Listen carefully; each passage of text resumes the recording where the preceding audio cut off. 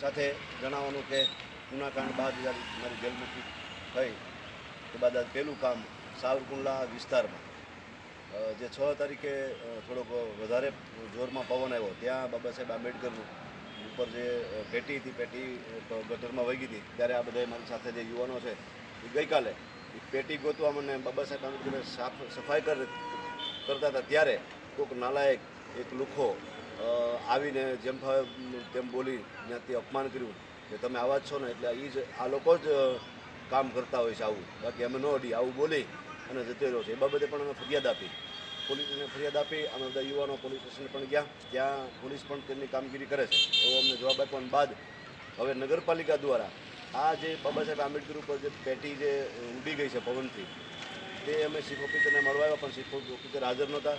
નગરપાલિકા પ્રમુખને મળવા માટે અમે ગયા પણ એ પણ હાજર નહોતા. પણ અમે એને ફોન કર્યો કે સાહેબ આ રીતનું છે, તો નગરપાલિકા પ્રમુખે અમને સરસ અને સારો જવાબ આપ્યો કે આવતીકાલે અમે કામ ચાલુ કરી દઈશું ને આજે જોડાઈ લઈશું.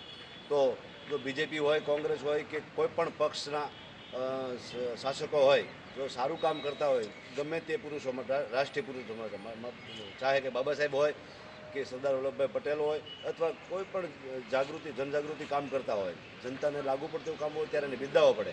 તો અમે આશા રાખીએ છીએ કે આવતીકાલે બાબા સાહેબ આંબેડકરની જે પેટી ઉડી ગઈ છે એ તાત્કાલિક કામ પૂરું થાય અને આ કામ પૂરું ચાલુ કર્યા પહેલાં અમે નગરપાલિકા પ્રમુખને અમે જે ફોન કર્યો એનાથી બિરદાવીએ છીએ અને કામ પૂર્ણ થયા બાદ પણ બિરદાવશું. પક્ષ કે કોઈ પણ હોય, અમને એને કાંઈ લેવા દેવા નથી. બોલો જય ભીમ.